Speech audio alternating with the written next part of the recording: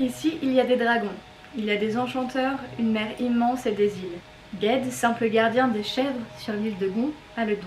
Il va devenir au terme d'une longue initiation en traversant nombre d'épreuves redoutables le plus grand sorcier de Terre-Mer, l'Archimage. Roman de fantasy pour jeunes adultes, Le sorcier de Terre-Mer, A Wizard of Earthsea, en anglais, fut écrit par Ursula K. Le Guin et fut publié en 1968 par Parnassus Press. Il influença alors énormément le genre de la fantasy car est considéré comme un classique du genre. Destiné à devenir le meilleur sorcier du monde, les lectrices suivront l'évolution de Ged pendant que celui-ci avance d'année en année.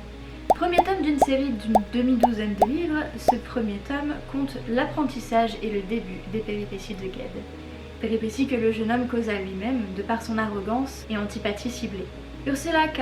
Le Guin, née le 21 octobre 1929 à Berkeley, en Californie, et décédée le 22 janvier 2018, était une écrivaine de science-fiction et de fantasy où elle s'est distinguée par son exploration de thèmes liés aux sciences humaines et sociales, au féminisme, à l'utopie, à l'anarchisme ainsi qu'au taoïsme. Elle écrivit 23 romans, 12 volumes de nouvelles, 11 recueils de poésie, 13 livres pour enfants, 5 collections d'essais littéraires et 4 travaux de traduction. Son imagination lui rapporta 6 Nebula Awards, 8 prix Hugo, 24 prix Locus et un National Book Awards entre autres, en plus d'avoir souvent été mentionnée dans la liste des potentiels lauréats du prix Nobel de littérature. Salut toi! Pose-toi confortablement, mais garde bien un œil sur ton ombre, le temps que l'on découvre le premier tome du Sorcier de Terre-Mer. Le Sorcier de Terre-Mer est le premier tome du cycle de Terre-Mer, cycle qui voit le jour au milieu de l'écriture du cycle de l'Écumène, et qui verra naître, entre autres, de nombreuses continuations au fil des décennies. Et si le nom vous paraît familier, peut-être est-ce parce que les tomes 3 et 4 du cycle de Terre-Mer furent la base de ce qui sortit en 2006, sous le nom des Contes de Terre-Mer, film d'animation du studio Ghibli, réalisé par Goro Miyazaki, fils du célèbre Hayao Miyazaki. Bien que l'autrice critique la morale de l'adaptation et soulève plusieurs points importants sur lesquels se porte sa désapprobation à ce sujet. Ou bien est-ce peut-être grâce à la chaîne Sci-Fi qui en 2004 adapte les 2 premiers tomes sous forme d'une mini-série que vous avez peut-être connue sous le nom de La prophétie du sorcier. Adaptation que l'autrice trouve, comme elle le fera 2 ans plus tard, trop éloignée de l'idée du monde qu'elle avait créé.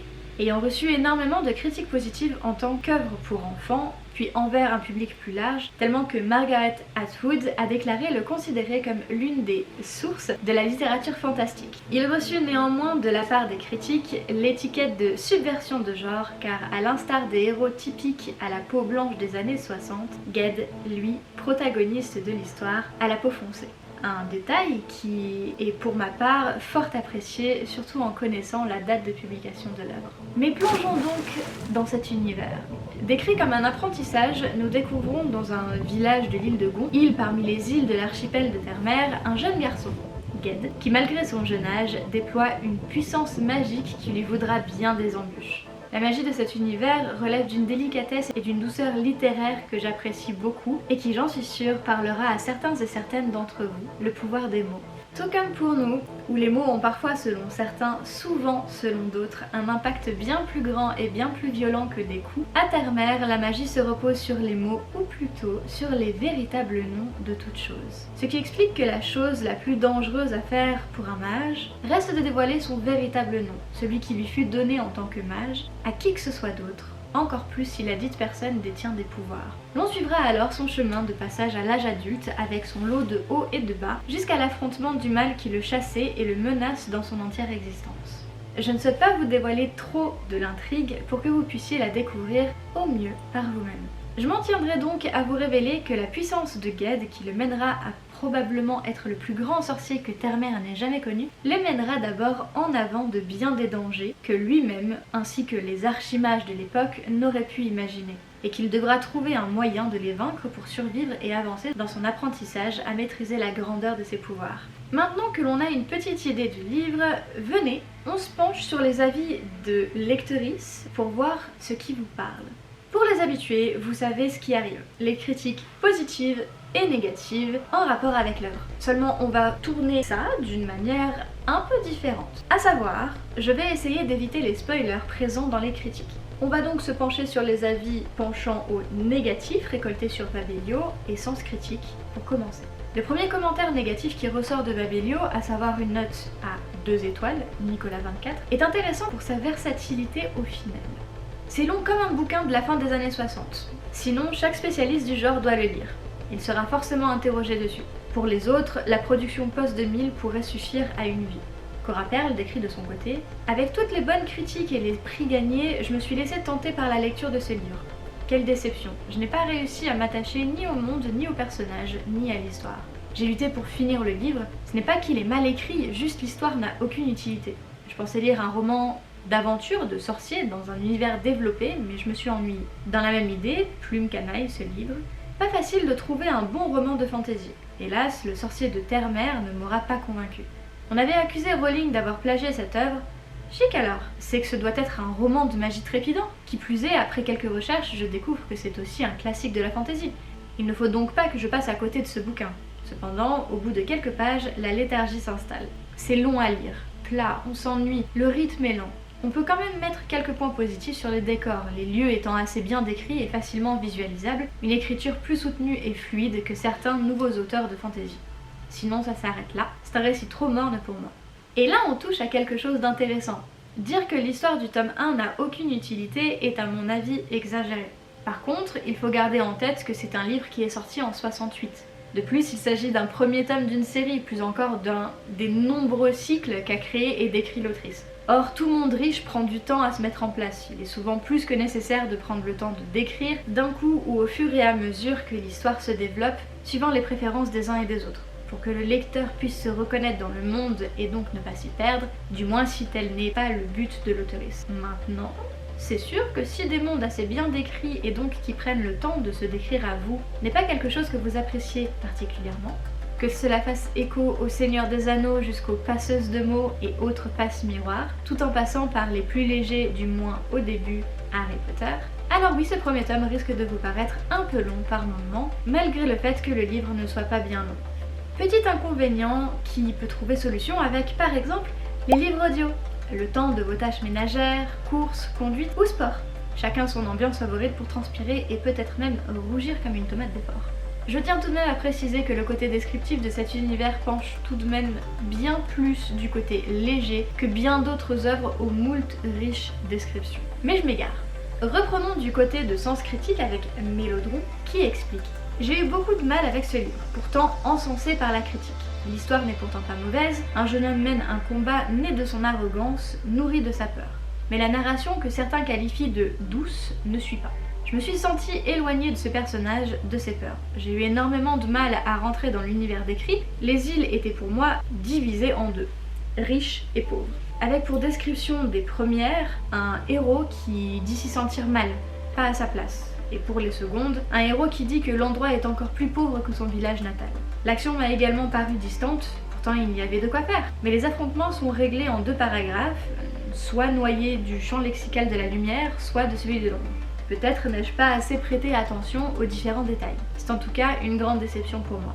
Bon, je comprends tous ces avis, mais le mien ne les rejoint pas. Et je ne pense pas que cela soit dû au fait que je sois, si l'on suppose, une lectrice que l'on peut contenter très facilement. J'ai eu plus qu'une expérience de mauvaise lecture. Cependant, il est vrai que le genre que je préfère, pour le moment, c'est la fantasy. Alors peut-être que ça joue.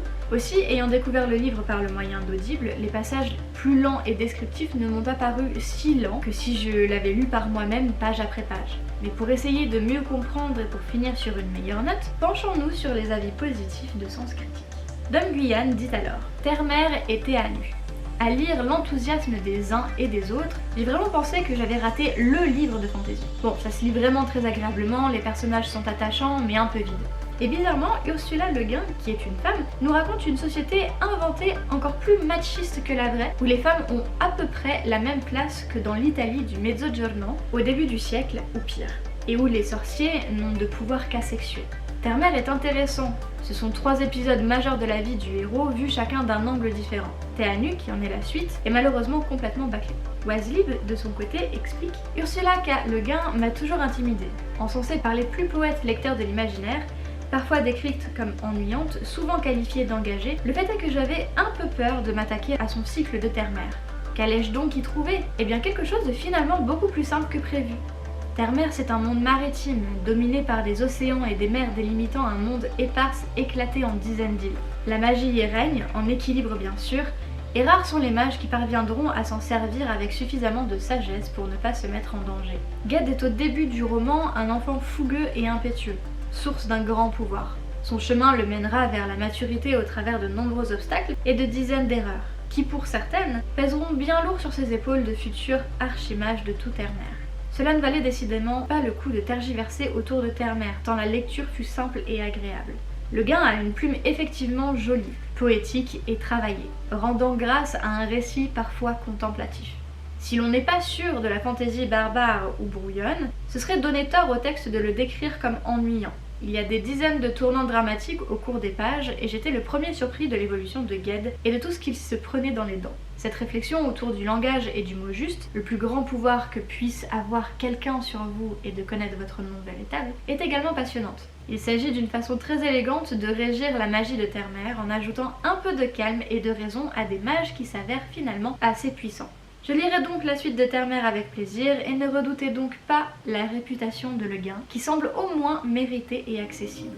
Tinou soulève un point intéressant dans son retour. Le Sorcier de Terre-Mère est un roman plutôt succinct pour le genre de la fantasy qui nous a habitués à des sagas s'étalant sur de nombreux pavés. Bien que l'univers créé par Ursula K. Le Gain recèle de trouvailles passionnantes, notamment le pouvoir que le nom apporte sur les choses, le récit de ce premier tome est dense et simple. Il s'attache uniquement au parcours de son héros qui, dans une quête qui relève de l'introspection, va devoir affronter son ombre. Pas de bataille homérique à la Tolkien, ni d'intrigue de cour tarabiscotée à la George R.R. Martin, mais une lutte contre ses propres démons. Finissons en faisant un dernier petit tour sur Babelio. Philippe Castelin nous décrit alors: Terre-Mère est l'un de mes univers de fiction préférés, mais reste assez peu connu en France. Trop sérieux, il n'a jamais trouvé vraiment sa place entre l'héroïque fantasy et la poésie de Tolkien. Son principal charme, c'est d'être constitué uniquement d'îles, de centaines au milieu d'un océan. Chacune d'entre elles est un petit monde. Il y en a dévoués à l'agriculture, d'autres occupés par des villes magnifiques, de grandes civilisations, des barbares, des terres abandonnées, des repères de dragons. Et tout autour, l'océan, et ce qu'il y a au-delà est un mystère. La magie y tient une place très importante. Pour l'essentiel, elle n'est constituée que d'illusions. La magie puissante, la vraie, est complexe et régie par des règles nombreuses et implacables, et la moindre erreur peut coûter très cher. C'est ce qu'apprendra à ses dépens le héros Ged, né dans un village de paysans. Il révèle de grandes dispositions pour la magie, mais il se révèle trop ambitieux. La plume d'Ursula Le Gain est magnifique et le monde jaillit de son imagination à la fois incroyablement riche et bien construit. Malgré l'abondance d'éléments fantastiques, il garde un côté sobre, voire austère. La magie n'a généralement rien de spectaculaire et son usage pose plus de problèmes qu'il n'en résout. La vie dans les îles est souvent montrée comme assez dure, mais il est magnifique et c'est une joie de suivre le héros à travers les archipels, les terres inconnues et mystérieuses et l'immense océan. Enfin, Eric76 écrit: Terre-Mère, c'est d'abord un monde d'eau qui tolère la présence de quelques pitons rocheux éparpillés ici et là, sur lesquels, vaille que vaille, les hommes s'accrochent. Dans ce monde liquide et de terres éparses, la magie est omniprésente. On la trouve dans le vent qui agite les cheveux, elle pénètre au cœur des arbres vénérables dans les forêts profondes ou au milieu des haies vives à l'orée des champs. Aux yeux du mortel, elle paraît aussi naturelle que la respiration, aussi indiscutable que les cycles de la vie. Pour lui, elle peut se montrer bienveillante ou effroyablement cruelle. Seuls les mages peuvent maîtriser cette terrible puissance capable d'infléchir les vents, de raisonner la vague impétueuse, de soigner les maladies ou de comprendre le chant des oiseaux. Elle peut être destructrice, cette puissance, si elle n'est pas utilisée avec sagesse et tempérance. Ainsi commence l'histoire de Ged le Chevrier. Ce sale gosse insolent, impétueux, a les dons d'un grand mage. Il voit les choses invisibles pour tous les autres. Il comprend et maîtrise les mouvements désordonnés de la nature. Mais la sagesse manque à ce jeune trublion. Malgré les enseignements et les avertissements de ses maîtres, il fait preuve d'une effarante vanité. Dominé par la jalousie et l'esprit de compétition, il finit par se perdre. Ce premier livre, c'est comme une chanson de geste, un poème épique. C'est un roman de fantaisie différent des autres. Enfin, de ceux que j'ai pu lire. Pas de fracas des armes, pas de râle des morts, pas de civilisation qui s'effondre ou de perfidies immondes. Rien d'autre qu'un malheureux qui expie pour ses errements, aidé dans sa quête par de fidèles compagnons et qui sème la joie là où il passe. Ce roman, c'est une union permanente avec les vents fous, les arbres, les vagues endiablées et les grands oiseaux. Et pourtant, à les comprendre, durant tout le livre, je me suis retrouvée baignée dans une sorte de douceur attachante. J'ai vraiment hâte de retrouver Ged. Ne nous reste donc plus que ma conclusion, couchée sur écran après avoir fini cette lecture qui rentre d'ailleurs dans mes lectures du Magicarium 2024. En soi, c'est une lecture que j'ai appréciée. Je n'ai eu aucun mal à m'imaginer les décors et personnages décrits tout au long du tome, quand bien même je faisais souvent quelque chose en même temps. Au contraire, j'ai eu une très grande facilité à me projeter et à voir cet univers presque comme si j'y étais. Ceci étant dit, il est important, à mon sens, que je précise à nouveau que de mon côté, il s'agit d'une lecture audio. Je n'ai donc pas réellement eu l'occasion de ressentir les passages qui tiraient en longueur et qui ont pu être critiqués plus tôt dans la vidéo. Ce qui fait que je n'ai aucune idée de la façon dont j'aurais ressenti ces passages si c'était agi d'une lecture traditionnelle. Pour autant, que ce soit par le plaisir de la narration faite par Christophe Pau, le fait de le vivre comme une histoire contée presque comme si j'étais de retour en enfance le soir dans mon lit avant de dormir, ou si au final ces longueurs ne les étaient pas tant, je ne les ai pas subies. Presque pas ressenties même. Je me rends compte au fur et à mesure de mes différentes lectures que je n'ai finalement pas de mal avec les longueurs descriptives tant que je les trouve nécessaires, justifiées et bien pensées. C'est sûrement ce qui fait que je me rends la majorité du temps, et encore plus sur les lectures audio évidemment, pas compte que certains passages peuvent être trouvés longs, bien qu'une fois la lecture finie, je comprenne en quoi cela a pu être perçu de telle façon. Je reste un peu sur ma faim quant à la façon qu'a le tome de se terminer. C'est le premier tome d'une saga, c'est donc normal et ça ne me dérange pas tant que ça. Simplement, j'aurais apprécié un peu plus d'informations et de détails avant que ma route ne se sépare de celle de Ged pour le moment. Ceci dit, ça me poussera certainement à continuer la découverte de cette saga puisque je suis très curieuse du reste de son histoire et de ce qu'il va bien pouvoir se passer ensuite. Autre détail minime mais qui m'est resté en tête pendant toute ma lecture et encore maintenant que celle-ci est terminée, le livre a été édité en 68. Et bien que les codes littéraires du genre aient été différents à ce moment-là et que ça se ressente dans la façon d'aborder l'histoire, je reste fascinée d'avoir aussi facilement pu m'imprégner de l'histoire, des personnages et surtout du monde qui aurait été décrit d'une manière tout à fait différente si la saga datait des années 2000-2010. Et ça, ça me fascine et ça me réconforte dans ma pensée qui est que le livre est très bien pensé et très bien écrit, surtout en sachant quand il est sorti. Et je ne peux m'empêcher de me dire que ça a l'air d'être un livre, mais surtout un style littéraire précurseur qui nous a en partie permis d'avoir aujourd'hui une grande partie d'une littérature fantasy exceptionnelle et que à titre personnel j'apprécie énormément. Plus que tout, si je voulais y laisser couler mes émotions puisqu'il s'agit, je crois, de mon genre littéraire favori. En somme, ce fut une découverte très intéressante mais aussi très enrichissante à mes yeux. Je suis très heureuse d'avoir commencé cette saga et je compte bien, du moins je l'espère, trouver du temps pour l'avancer et la terminer afin de suivre la vie et les aventures de Ged et peut-être même d'autres personnages clés. Aussi, si un approfondissement sur les auteurs mentionnés dans les retours de lecture chatouille votre curiosité et a raison à en voir à quel point ils sont intéressants, intelligents et pleins d'imagination, dites-le moi en commentaire. C'est avec plaisir que je me pencherai sur ce côté moins souvent exploré et pourtant si fascinant. J'espère vous avoir fait passer un bon moment pour ce point lecture et pourquoi pas avoir titillé votre intérêt. N'hésitez donc pas à me dire en commentaire si vous avez déjà lu ou à défaut si vous pensez un jour lire Le Sorcier de Terre-Mer ou d'autres créations d'Ursula K. Le Guin.